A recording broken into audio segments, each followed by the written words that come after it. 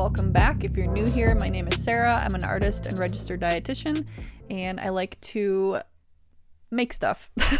That's pretty much it.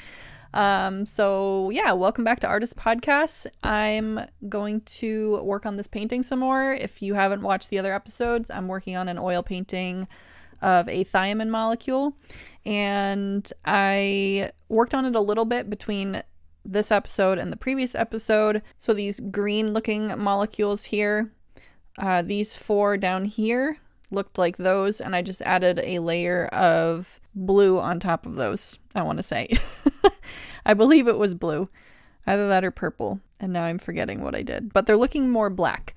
So my goal is for those rest of these green molecules to look like those and to be all black, and then I want the background to be almost completely black, just with some like hint of shadows. And then because the atoms are supposed to be sort of like hard plastic looking and glossy, I want a subtle reflection, like this is sitting down flat on a surface.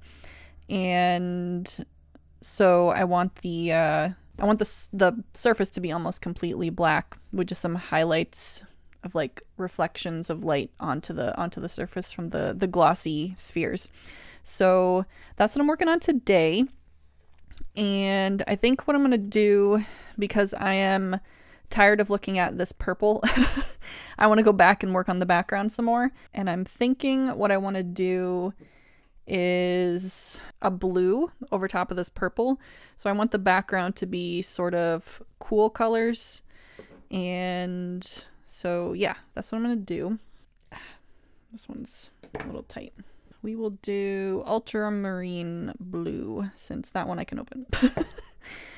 All right, yeah, that's going to make this super dark. And I think today I actually want to squeeze this out onto something. Sure, this will work. Because previously with the purple, you can see it's super glossy in some spots, and that's because there was a concentration of oil at the top of the tube. And so I want to kind of squeeze some of that out. Probably going to need a lot of this paint to cover the whole surface. So yeah, as the paint sits for a while, the oil starts to separate. So I just need to mix it in a little bit. And that way I'll have, if the whole thing's kind of glossy, oily looking, at least it won't have like these weird spots. Okay, so I'm just gonna mix the oil back into this blue a little bit, again, to make it all nice and even. And then I'm gonna start painting all over the background. And then I'll probably have to let this sit for a couple weeks just so I know that it's good and dry and that I won't be touching wet paint. But in the previous episode, I talked about wanting kind of like your feedback as far as quote unquote stupid questions you've been asked, or, you know, stupid questions that you have. And I want to go back on that a little bit and explain, like, because as I was editing it, I was like, you know, I don't feel like I explained this as thoroughly as I would have liked, because sometimes when I'm trying to think and speak on an idea, a lot of the idea is running through my head, and I don't necessarily speak it out loud. Then when I go back to like edit it, in the case of a, you know, an episode of something, I'm actually able to see what, you know, listen to what I said and understand that it wasn't as clear as it could have been. So let me make sure I'm filming this first. Probably not going to get all of it in frame, and that looks super crooked, but it is what it is. So, as far as stupid ideas, stupid questions, I want to, again, better articulate that there are no stupid questions. Like I said, sometimes you don't know what you don't know until you learn it. And so, like just as an example for myself, and I may have shared this example previously somewhere online, but I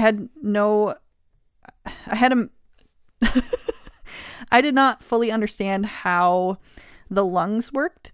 And so whenever I'd see images or illustrations of the lungs, I thought that they were, especially when people would say, oh, they have a collapsed lung, I thought the lung was kind of like a balloon and this hollow thing. And then on the inside were all of these tiny little clusters that would collect the oxygen, because there would always be, you know, the blown out zoomed out picture of the lungs, and then, you know, like these tunnels through the lungs, and then a zoomed in picture of basically the functional little unit. So like the capillaries around what are they called?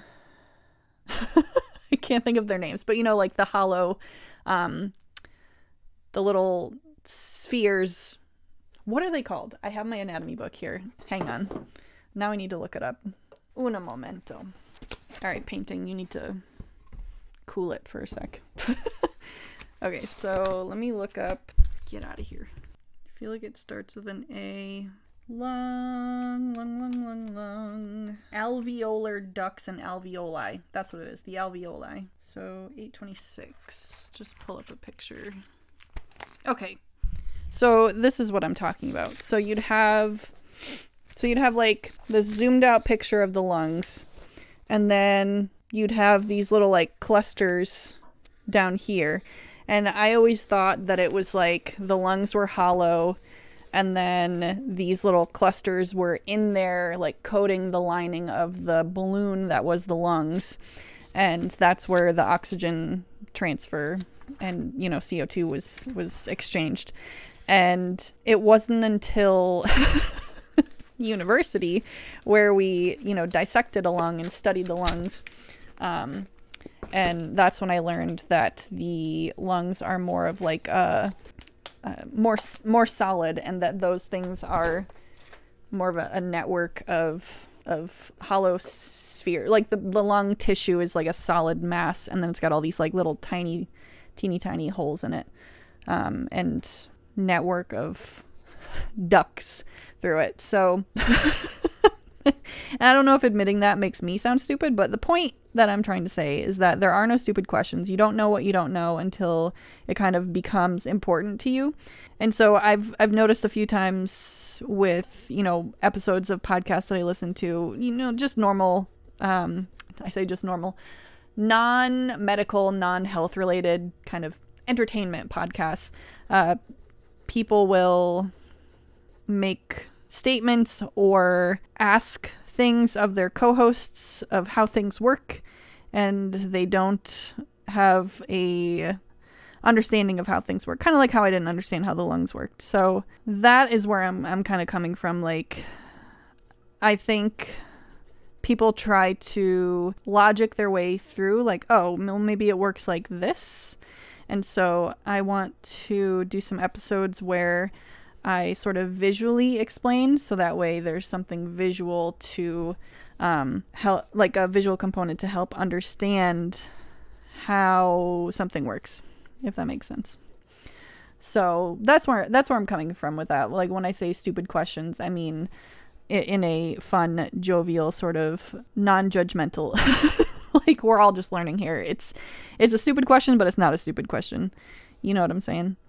I'm not intending to be rude or belittling or condescending in any way, because I don't know a lot of things, but there are some things that I do know, and I feel like I could help explain them visually. And then there are other things where I just like to play around, like with this thiamine molecule. I have no intention of explaining anything about thiamine molecules. I just want to paint it. It's my subject. Kind of like some people paint landscapes or portraits. This is a portrait of a vitamin. And I'm already at like my 10-minute mark for my episode. So I didn't get very far with this painting. But that's kind of the reality of painting in real time. It is slow, it is tedious, and it feels like art class. Sometimes you spend most of the time talking and you don't get a lot done. Also, I find this paint to be very thick, so it's not spreading very nicely, and so I'm having to work it quite a bit in order to get it across a wide swatch of canvas. And I could add some oil to it, but that'll only take it longer to dry, and I don't want it to take longer.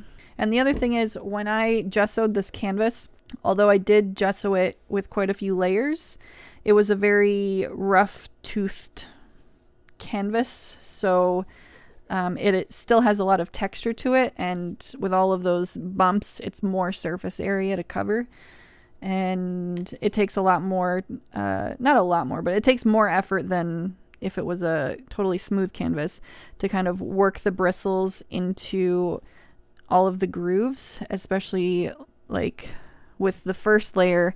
I can see some tiny little white specks where I didn't get all of the purple paint in there. I kind of just figured with more layers it'll work its way in there. The thing is, this oil paint, like I said, is very dry. Like, it's like painting with frozen butter. It's like, it's not like workable melty butter. It doesn't sink into the grooves and the crevices like liquid butter would, or liquid oil. So I will pose this question to you again. If you have any things that you learned at a later point in life regarding, you know, how the body works, or something about how the body works, or a question you've been asked by someone else, I'd love to know what it is, and if there's like an opportunity to do some sort of like illustration or art project around it, I will do it in a future episode. And I will plan to do, I've been having trouble finding the clips that I have in mind for an episode that I want to do. I had made a mental note of them, but I did not mark them down as far as like what episode, so I don't know that I'll be able to find the clips, but I will at least be able to explain what I remember from what they had said. Okay. And that's all I'm going to do for today. I will probably try to work on this some more off camera. I don't want every episode to be about me painting this particular painting. So you might not see this for a while, but I will update you on what it looks like maybe on Instagram. So if you're not already following me, I'm at the.kerminator on Instagram. And yeah, let me know if you have any stupid questions for me. Again, there are no stupid questions, but hopefully you get what I'm kind of going after here. So with that, I will see you next week. And in the meantime, paint something. All right, bye.